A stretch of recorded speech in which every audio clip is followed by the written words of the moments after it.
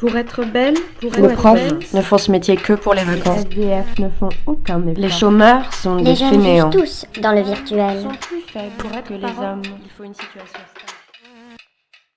Les immuables. Mettons les idées à nu. Bonjour à toutes et à tous et bienvenue dans ce deuxième épisode des Immuables.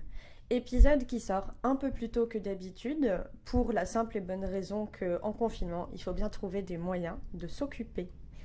C'est aussi un épisode un peu spécial car c'est le premier épisode pour lequel je reçois un partenariat qui n'est autre que la salle The Roof Rennes, salle d'escalade qui a été faite dans l'ancienne maternité Hôtel-Dieu à Rennes.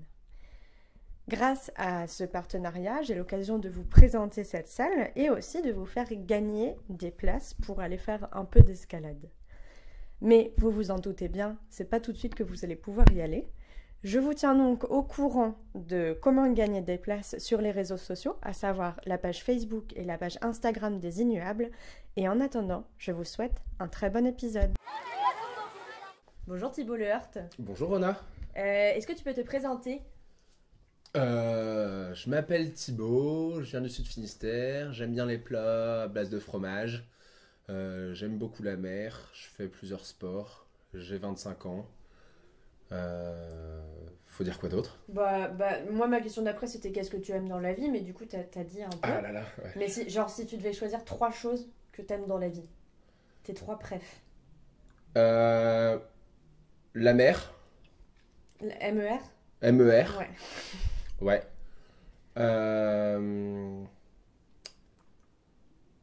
J'aime bien la rencontre Ok. et j'aime bien les sensations fortes. Cool. Trop bien. Et du coup, aujourd'hui, tu travailles comme RH, on dit directeur des ressources humaines, c'est ça?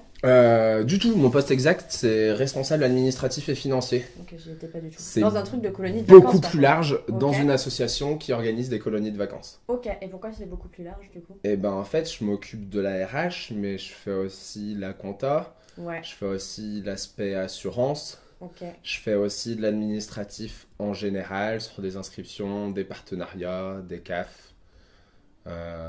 Et puis tout le gloubi-boulga, parce qu'on est une petite association, donc tout le monde met les mains dans le cambouis pour que ça fonctionne. Ok, donc en fait t'es un peu le couteau suisse quoi. Ouais, mais on est un peu tous couteau suisse. Cuisse. Couteau Suisse. cuisse. Suisse. Ça marche. Et comment t'es arrivé à faire ce poste-là aujourd'hui? Concours de circonstances. Bon, l'animation, moi, je suis tombé dedans tout petit. Et je cherchais d'autres organisateurs, parce que ça faisait plusieurs années que je bossais dans une asso de cirque. Et mon coloc de l'époque, Nico, m'a fait moi, l'été dernier, j'ai découvert une super asso qui s'appelle Wakanga. Du coup, j'ai tenté, j'y suis allé. L'été était super chouette. J'ai fait un autre été. J'ai fait quelques créneaux de bénévolat. Je suis rentré dans le conseil d'administration. Et quand en 2018 au printemps, j'étais moi en Master 2 en études de gestion et que dans l'association, la directrice partait, ils réorganisaient un peu les postes, ils cherchaient un profil responsable administratif et financier, donc qui a des études de gestion, qui connaissent la RH, qui connaissent l'écolo, qui connaissent le monde associatif, qui connaissent l'association en question, c'était un plus. Ok. Et là, ils ont fait « Hey Thibaut, tu fais quoi à la fin de l'été, à la fin de ton stage ?» Bah... Moi, j'avais prévu de chercher du travail, et bah voilà. Cadeau. Donc, ouais, énorme concours de circonstances. Heureux. Et t'es content du coup? Ouais. Cool. Qu'est-ce que t'aimes le plus dans ce métier et dans les métiers de l'animation de manière générale? Bah, du coup, moi, mon taf en soi, je pourrais le faire sans faire du tout d'animation. Mm.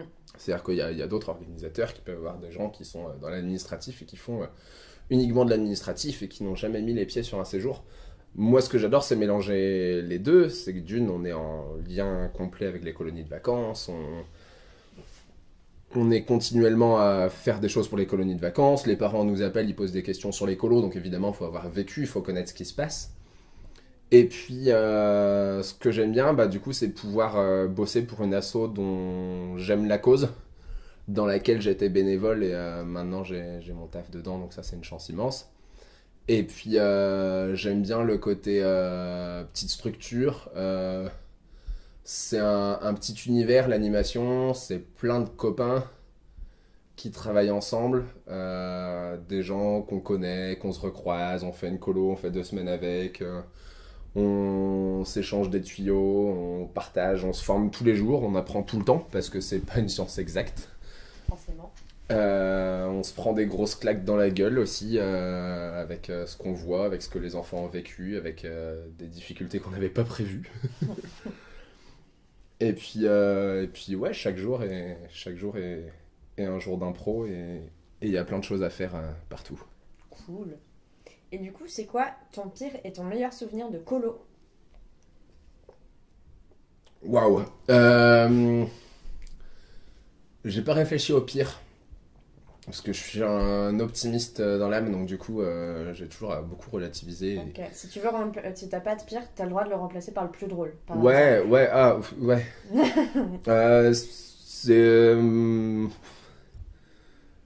Il y en a beaucoup trop des plus drôles pour le coup. Je vais prendre le meilleur, moi celui qui m'a le plus marqué et qui a un peu changé ma vision. À la fin d'une colo de 20 jours, un des enfants qui le premier jour était sur le bord de la fenêtre en disant je vais sauter, je vais me suicider. Bon, dans les faits, il voulait pas réellement se suicider, il voulait voir quelle valeur on lui donnait, quelle importance, quelle attention il pouvait avoir.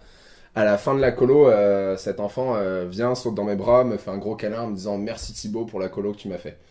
Et là, tu dis waouh, tu fais pas juste de l'animation pour faire rigoler les enfants, tu leur crées des vrais moments de vie et c'est impressionnant. Et ça, c'est un truc qui m'a marqué, dont je me souviens toujours. Pire moment, bah ouais, il y a eu des moments assez anxiogènes, des moments où rien ne va, où il y a des enfants malades dans tous les sens, où faut courir partout, où on se demande comment le séjour va continuer et ça fonctionne toujours. Ok, cool. Et du coup, on va passer sur le fond du podcast à la base, qui est de... T'inquiète, c'est pas grave pour le bruit. Question, tu coupes en post-prod ou c'est d'une traite? Bon, on verra. Peut-être que je couperai. Ok. Peut-être quand tu me poses la question de si je couperai ou pas, parce que je trouverais ça rigolo de laisser ça. D'accord. On bon, verra. Je vais quand même faire attention. Mais je te le ferai écouter si tu veux avant de la publication, comme ça tu me diras. Et du coup, ouais, je vais te dire, j'ai listé des clichés qu'on entend beaucoup sur les animateurs. Ah, il y en a moult. Il y en a moult et j'ai été faire une sorte de petit micro-trottoir pour en trouver plein. Je me suis investie pour ça. Et du coup, je vais te les dire. Et tu vas me dire ce que t'en penses. Est-ce que c'est vrai? Est-ce que c'est pas vrai? Voilà. Du coup, il y en a un qui est vachement revenu. C'est que l'animateur, il sait jouer de la guitare. Putain,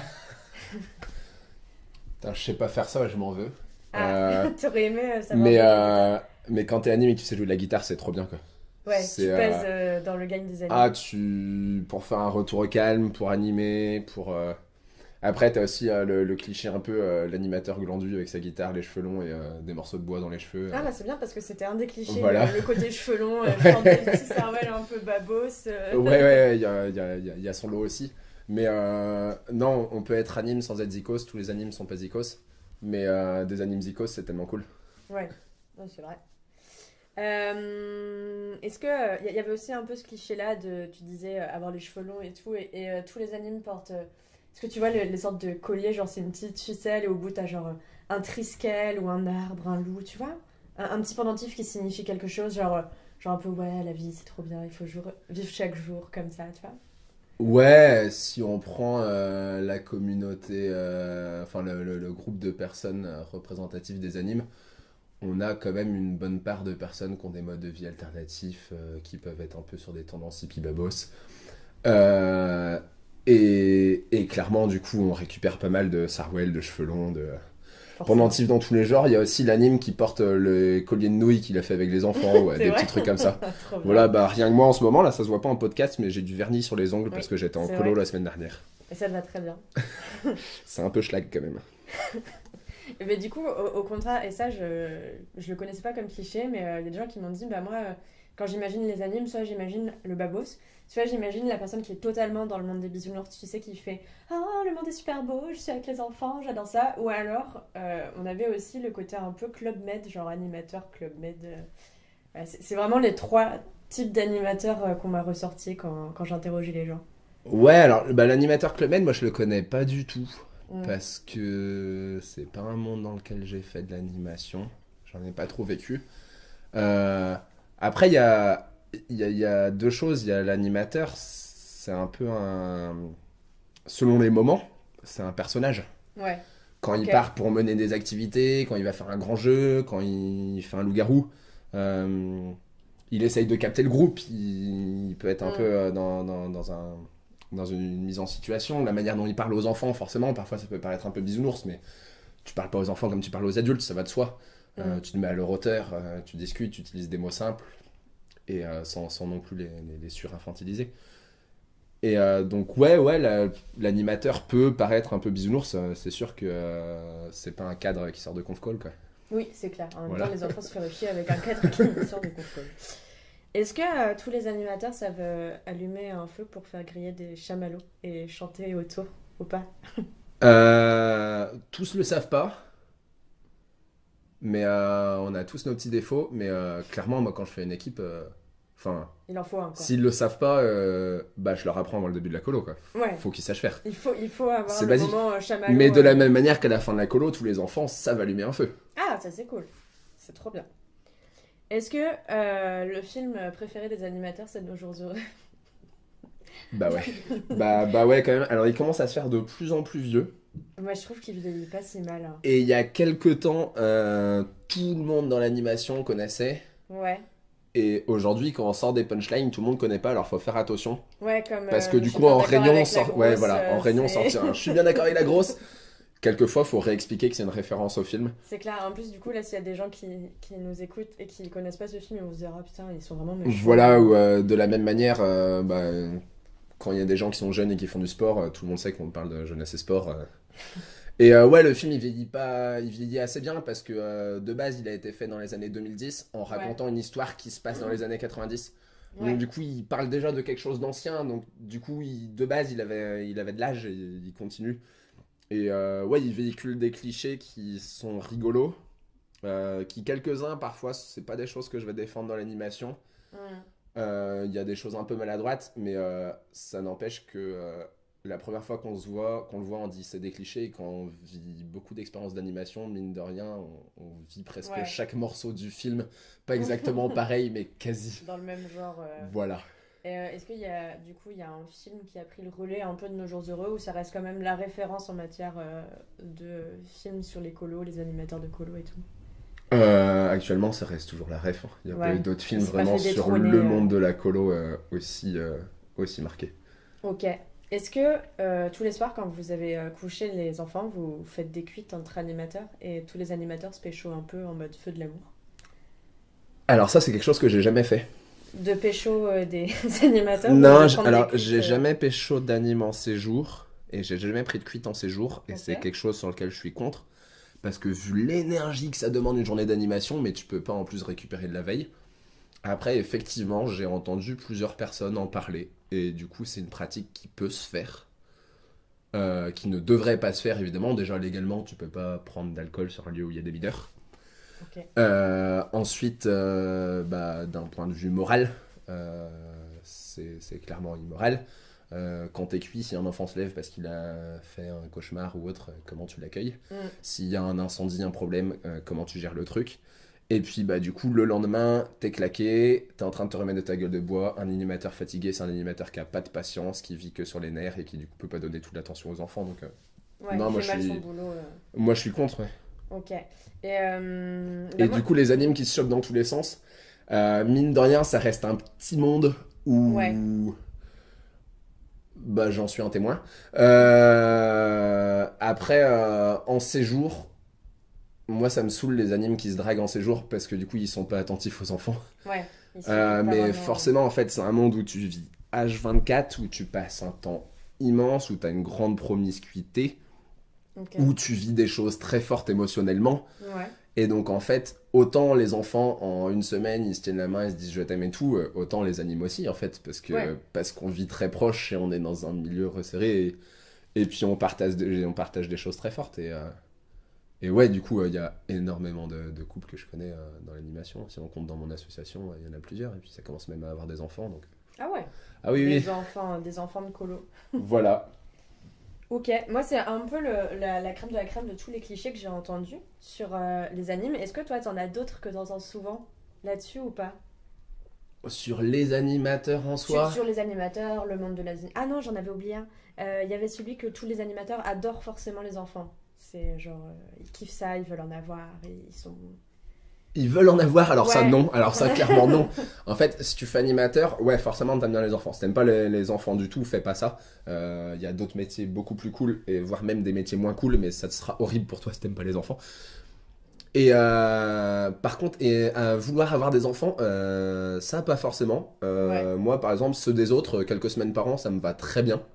Et Pas justement, plus. c'est ça qui est cool, c'est que on les prend juste le temps qu'on a envie.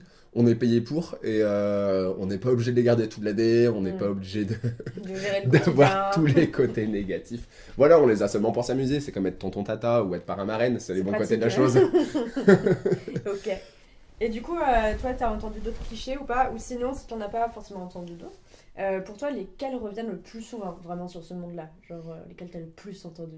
Ouais, t'as l'animateur un peu feignant, les mains dans les poches, qui glandouille. Ouais. Bah, venant de la chanson, hein, les monos c'est de la racaille, ça fume sa voix pour tout ce que ça travaille. Ouais, c'est ce côté aussi un peu anime qui fait ça uniquement l'été, qui met pas beaucoup Du sien. d'engagement, qui met pas Ouais. beaucoup du sien. Ça peut véhiculer ça. Après, t'as plein de clichés autour. T'as des choses tellement larges qu'on peut entendre, t'as des choses tellement différentes. Ouais. T'as des flips des parents quelquefois qu'on se demande comment ils ont fait pour avoir ça. Des parents qui se questionnent est-ce que les animateurs sont bien sérieux et autres. Dans une colo, t'as un taux d'encadrement et une surveillance des enfants qui est souvent bien plus constante Ouais, que ailleurs. que à la maison sur plein de choses. Après, dans le monde de l'animation, du coup, avant le podcast à bug, Oui, c'est dur à dire. ouais, j'avais un peu pensé, t'as plein de choses sur...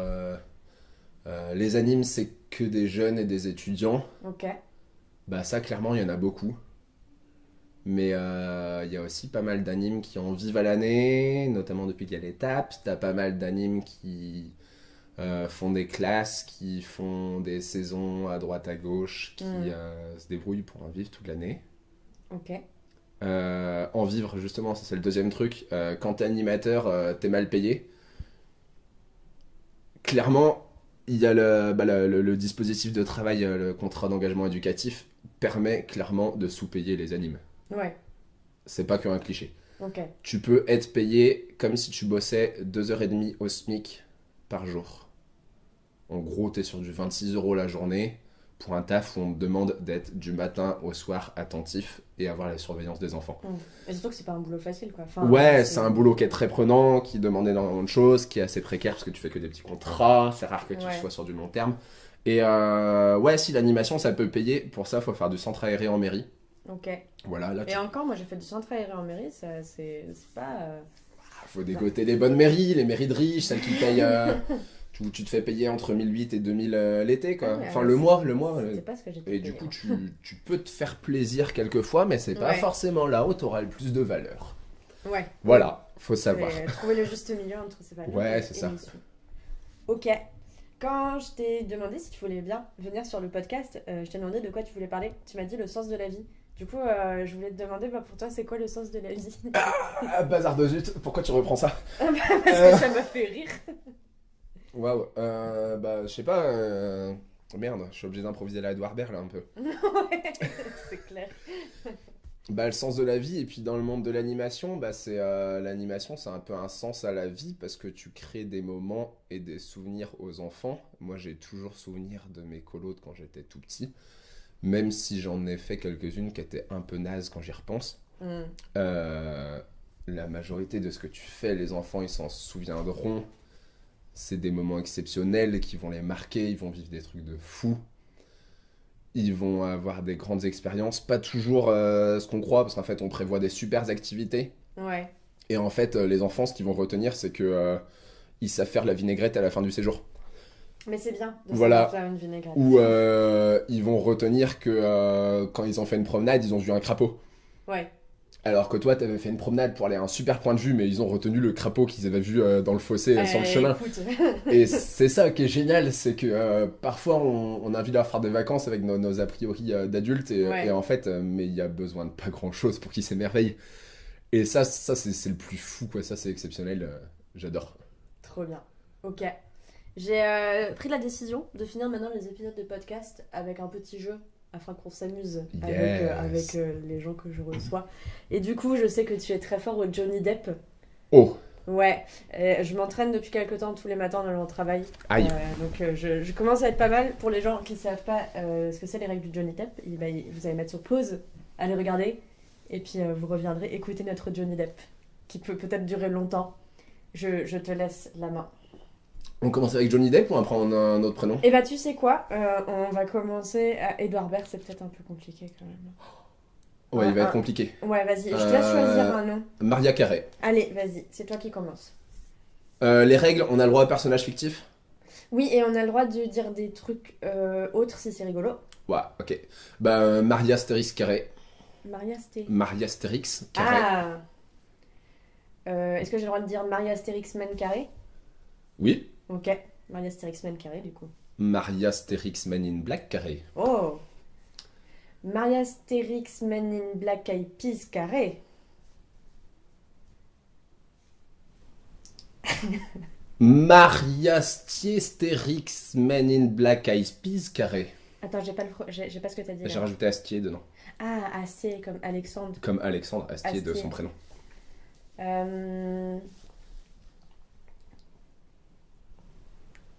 Je réfléchis. Ona sèche. Non. Marie Astier Rix Men in Black Eyed Peas. Et du coup, j'ai oublié ce que je voulais dire parce que j'étais en train de répéter.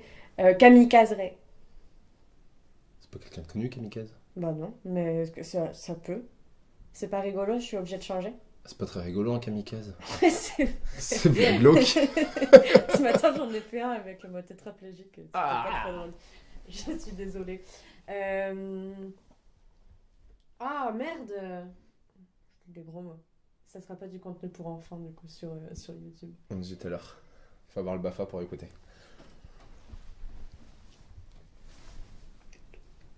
Je suis en train de sécher, et ça, c'est pas bien. Minuteur. Tic, tac, tic, tac, tic, tac, tic, tac, tic, tac, tic, tac, dong. Ok, t'as gagné. Tu veux en refaire un? T'es sûr? Non. Sinon on fait un Harry Potter. Hein. C'est quoi le Harry Potter? Pareil. Ah ouais, d'accord. Tu commences? Vas-y.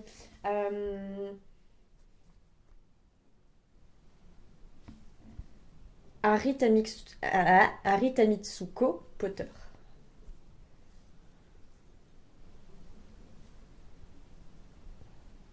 Aritamitsu Cohn-Bendit Potter.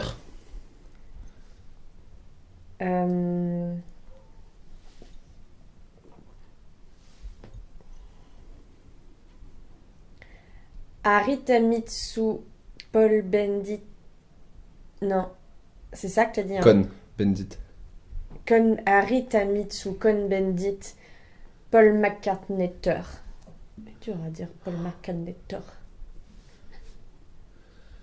Aritamitsuko Lionel Riel Bendit. J'ai perdu la fin du Harry Potter. C'était Paul McCartney. Ouais, c'est pas grave. Écoute, match nul. C'était une belle partie. merci d'avoir participé à cet épisode. Un grand plaisir, Rona. Ben, un gros plaisir aussi. Au revoir, Thibaut.